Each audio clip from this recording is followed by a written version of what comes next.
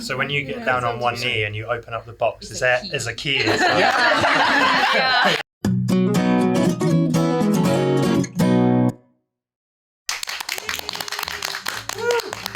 Hi everyone, welcome back to another episode of Culture Shock. I'm Brenda. And I'm Zane, and we are from Sunny Island, Singapore. So, Culture Shock is basically a series where we invite guests from all around the world to share with us their experiences about living in Singapore, living overseas, and they have recently, or not so recently, have moved to Singapore. Alright? Yep. And speaking of calling somewhere home, today's topic is going to be about housing, but first let's introduce our guests for today. My name is Arthur. I'm coming from South France, city called Nice, and I'm in Singapore since 7 months now. Hi, my name's Chris. I am from the south of England, from the oldest town in the UK called Colchester, and I have been living in Singapore for almost 5 years. Hi, I'm Nicole. So I'm from Hong Kong and I've been in Singapore for 10 years. Hi, my name is Victoria. I'm from Vancouver, Canada, and I've been in Singapore for 6 years. I'm Millie. I'm from the UK as well, and my family and I have been here. This is our 3rd year now. Okay. Speaking about housing, which is what we're discussing today, right? Brenda and I, we represent two different sides of Singaporeans, I would say, because we are at the age where, we are planning to get our own housing, we are either moving out, or we're waiting to get attached and be the person, and then getting married.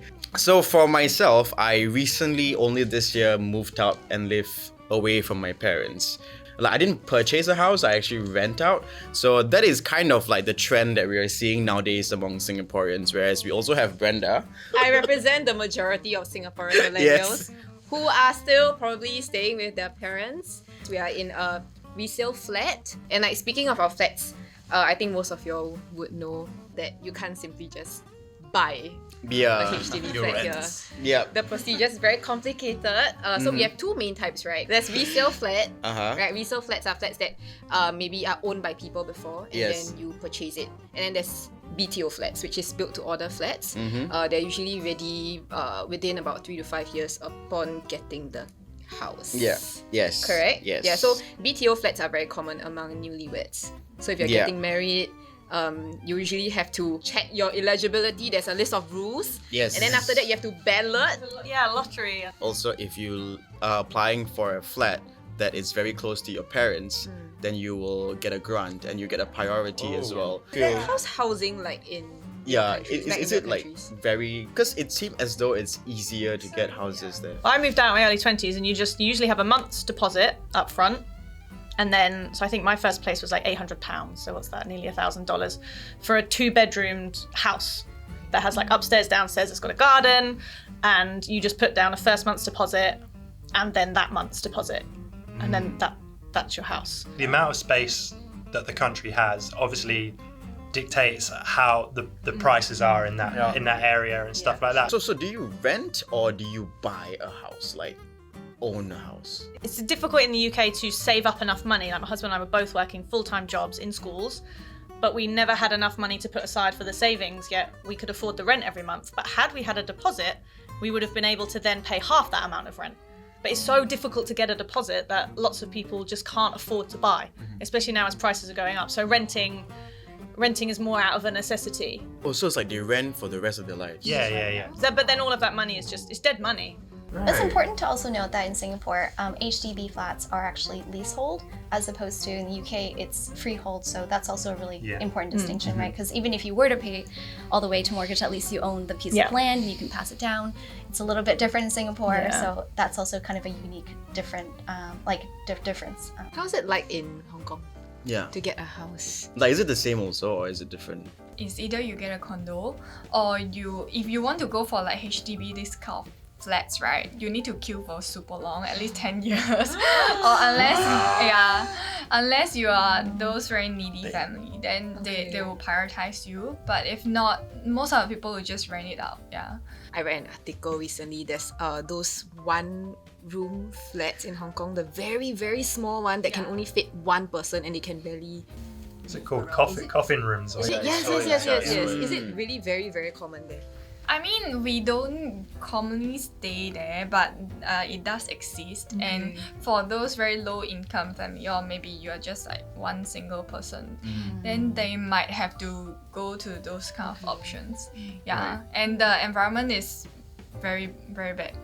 And now they're trying to build more like public houses, like HEB or BTO, but it's still very expensive. It's at least like 1.5 mil for one like 2-room. Nowadays, some of my Hong Kong friends, they would just stay in a hotel instead.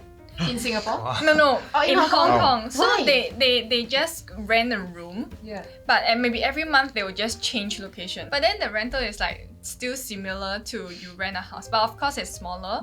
Yeah, but you have all the services. If you are just like couples, I think for them it's like very ideal. Okay, then how is it like for your like renting or getting a house here in Singapore? Has it been difficult, expensive? We moved during COVID, so it was very different for us. But my husband's got a family here, so we actually signed an apartment to rent over Zoom before we moved here because I wanted to have somewhere secure. Yeah. So yeah, we looked over Zoom, and then his cousin went and had a look properly for us to check, there wasn't anything wrong with it, and we signed it there and then. But we were in the fortunate position, I guess, coming over as expats. We had an agent that my husband's school provided for us, and they were able to help us out with all the paperwork and all stuff like that, because I can hear that can be quite difficult over here with trying to do all of that. But that was all signed for us, so when we moved, it was pretty easy for us. It was mental for me, like crazy, because when I arrived here, I had 10 days to find a place. So I looked around everywhere, and I had no idea about like where was near or where was far in Singapore. So I was just looking around, and then eventually I found one that I could just afford, and it was one of the most terrible places I could have possibly moved into. It was a landed house in Dakota. And then I go in, the landlord seems really cool, really nice and friendly. And she's like, yeah, this is your room. Didn't have a window, but I didn't care. She was like, but you got your own bathroom and stuff like that. And the ceilings was high. So I was like, okay, great, cool. And I go to bed on the first night, and then all of a sudden at like 2-3 in the morning, I hear the shower going in my bathroom. I'm like, what is going on? She lied to me basically, and there's another door in my bathroom, and someone comes in and uses the bathroom. So it's a shared bathroom. It was a shared bathroom, but she lied about it, and so anyway, I was like, okay, I'm not gonna just stress about this. Fine, whatever. I mean, I did have my bedroom door open at the time, like when they came in, so I was like, that's a bit weird. And then, as the months went on, just more and more weird things started happening. I was in the kitchen and there's a knock on the door, and they're saying, oh, have you seen this woman? It's my landlord. I'm like, yeah, she's my landlord. They had this photo of her, and she was on like a PMD, and they were like, she was riding this illegally. So I went back to the landlord, who didn't live there, but did live there, and she was like, no, that wasn't me. That was my sister. My twins. And I was just like, well, look, I don't care who it is. Like, they're looking for you. About 2 more months passed, and it's 2 a.m. in the morning, and they're banging at the door again. I go to the door, they're like, have you got a contract to say that you live here? I was like, yeah, I have. I live here. Does the landlord live here? I was like, no, not really, but kind of. But her ex-husband lives in the house. I know. And then so I was like, right, anyway, okay, I'll go get him. I'll go and try and see where they are. And I go upstairs, and his bedroom door is open, and the window to their room is open, and they've both escaped out of the window of their landed house. I'm like, okay, I can't do this anymore. This is just crazy. So I said to her, right, I'm gonna move out. Here's my month. And then I moved out. I moved in with a friend and whatever. And I was like, right, now it's time to get the deposit back. This is going to be amazing. I can't wait to go through this process. Eventually my deposit came back, but it took like 2 months. Like, because you said that you live in Geylang, right? Yeah. So how was the process of like coming in and then getting? When I arrived, my company paid me 2 weeks at hotel to let me time to find it. So okay, 2 weeks is super short, but I found a place with my friends. So we basically renting a two bedroom, One apartment, and it's like 3K. It's a little condo, but the thing in Geelong, it's super noisy. So I feel like I sleep literally on the walls at the night. And I sometimes I dream about, you know, the little song of the walk. When you cross the road. Oh, the traffic light? The traffic light, Yeah, yes. there is the this thing, like literally wake me up every night. So it's crazy. Oh no! Yeah. So it's like I'm gonna move next year. I signed just one, but it's lots more easy than when I was in Paris, for example. Oh, it's so Like it's a lot easier here. Yeah, because you just need to pay like you pay for entering. It's like 1 month, 2 months. I'm not sure about it. I think The it's a month deposits- for every deposits year. is- So we signed for 2 years, so we put 2 months. Okay, so it was one Yeah. for me. But for example, in Paris, you have to give all of the information about you, your mother, your father, the bank, the salary they earn, and you are queuing with maybe 30, 40 people for one apartment, and they choose the better file. So it's super difficult. It sounds a bit similar here because we do have income ceilings for getting HDB flats also. So if your income exceeds a certain number, you can't get a HDB flat. Yeah. Or if you own property overseas or here, you can't get a HDB flat. But the thing in Paris about this is more like the most you earn, the most chance you have to get the apartment. Oh. They want someone which is reliable, It's the opposite. right? It's the which is opposite, super yeah. difficult because many people in France come to countrysides and go to Paris to study. Paris is super expensive. They are students, so they don't have a lot of money, and you are queuing with people that have big family and just want flat to live in. So on this part, Singapore better, easier, I would say. Then how about like say in comparison to Canada, because you moved out, right, as in from your parents. So is it like the same here or is it different? Well, because I was living at home, so when I was living in Canada, but I know a lot of my friends who move out in Vancouver. I'm not sure if you guys are familiar, but Vancouver is a major city in Canada, so it is quite expensive. And I think it's probably on par to the rental rates that you'd find in Singapore as well. A lot of people do house share. It's very common because I guess the houses are also bigger, so it's more, it's cost efficient for people to share a bigger house. Having said that, if you were to rent, probably around the 3K mark for like a 1 bedroom as well, which is kind of similar to what we're seeing in Singapore right now. What we do basically, for example, in France, is that many people from 20 to 25 after studies try to get a loan with to get a bank loan to buy a first small apartment to be owner, but renting another place while renting this apartment to pay back the loan. You know, so the way to invest, like in and many people are doing this to be owner and to have a security if something happens. You know, so Then how about in Hong Kong? I stay with my family, so I don't really rent a house on my own. But I would say in Hong Kong, my family rent a house and they will spend money to renovate it. We will tend to stay longer in a rental house, so we are willing to spend the money to renovate the house. Yeah. So let's talk about price. Yes. Okay, let's talk about price. Like I think in Singapore, like the closer you are to like all the facilities, the more expensive it is. But when I was trying to get out of my parents' place and rent, right, like my agent told me that the rental is of a 6-year high because of COVID. Like a lot of people are waiting for their BTOs, then like there are a lot more people stuck in Singapore, and therefore it's like the current rental that I'm paying, it's probably like 600 more than what the previous tenant actually paid, which to them is normal. So let's say if you were to buy a Maybe we have 500,000 SGD. 3 or 4 room, 3 to 4 room flat. yeah, around 3 to there. 4 room flat, which is about maybe like a 700 to 800 square feet. Yeah. Maybe with the same amount of money. Yeah, What is the type of housing that you can get back in your country? yeah. with this in Nice you can get maybe a studio, a nice one, nice studio. But in Paris, nothing, I guess. You get a space. You get a space next to the fridge in someone else's. Yeah. Basically.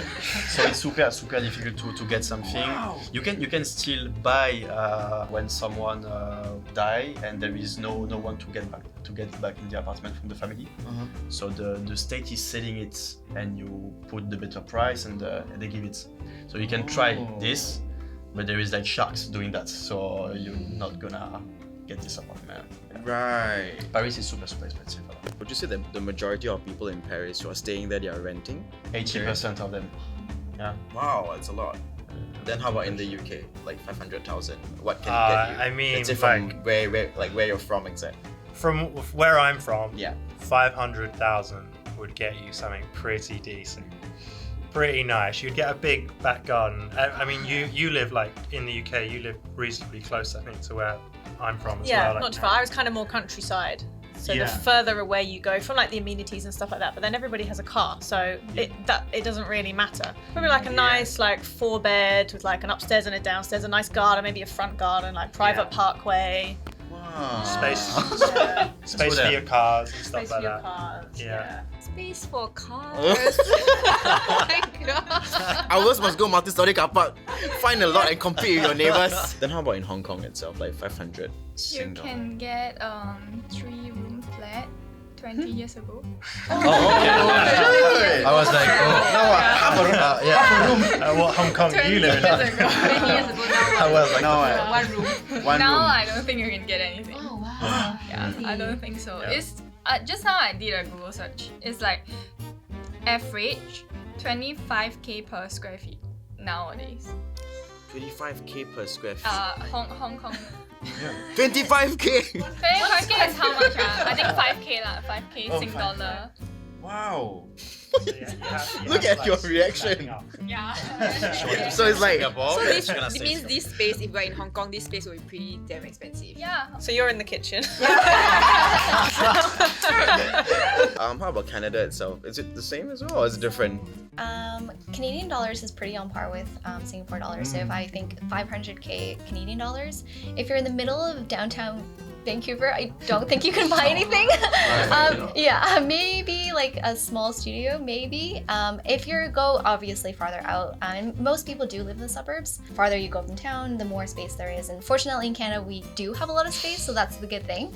And like you said, people do drive. So I think if you were to go farther out into the suburbs, then the neighborhoods, then you could probably find something decent, like maybe a townhouse or an apartment or something like that. But yeah, you probably have to commute for at least an hour or so. Yeah. It's the payoff. So it's like you get like a house with like a garden and everything. Yeah, but maybe like a 1 or 2 bedroom or something like that. But you'd be farther out for sure. Is there like a HDB equivalent in your countries? We call this cité in France. It's more like for people to get help from the government to be housed. So you have the big cities, and it's in a countryside of those big cities. In the UK, like you have to make this distinction about like when you're talking about HDBs and also when you're talking about council housing in the UK, which is more focused on like low incomes, people who who need a bit of support from the government and stuff like that. It can be quite difficult to get. A lot of the times you pick an area where you want and they say, right, we're going to move you here. And you don't often get like a choice. It's like, well, this is free housing, so in you go. And once they give you that house, you still have to pay rent there, but it's at a very subsidized rate. Basically, once you've lived in a council house in the UK, I think it's for 5+ years, you get this entitlement to buy the place so that you can then just own your council house as well, so you're not living your life renting and stuff like that. But it's like you would think it's a similar scheme to Singapore, but it's completely different. Sometimes in the UK there can be quite a negative connotation on living in a council house. Yeah, it can be quite a negative thing, like, oh, you have to live in a council house. But sometimes as well, like with the government, I find in the UK, is that there isn't an incentive to want to work because the government can give lots of hands out for things. And sometimes people choose not to work. Obviously, there's a whole bunch of people that can't work. Whereas I feel that Singapore is more supporting like the family to make a family, to have a place, if that makes sense, rather than just, okay, well, just here's your house, you're still on your own. Like it's, yeah. There used to be this thing in the UK where a lot of teenage girls wanted to have babies ASAP so that the government would give them the housing. Because like if you're a single mother with nowhere to go, you're automatically qualified to get a place to stay in. So it was like a bit of a bad reputation, right? Where it's like, get the baby, get the house. Get a free house and the government will pay for all my food and everything. Yeah, everything. Yeah. I think one important thing that what I noticed when I first moved to Singapore was how the racial harmony works in Singapore. So you can't just buy any resale. There's also a racial quota.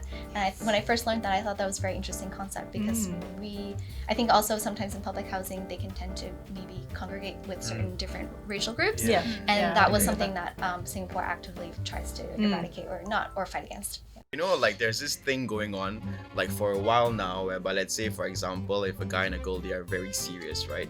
The guy would propose to her with a BTO ballot. Before they get proposed, it would just be, you want to BTO together. Yeah, that means like, do you want to get Yeah, married? do you want to get married? Yeah. So like the BTO is like a different set of housing that's available. So it's like kind of similar, but it's just that it is called built to order.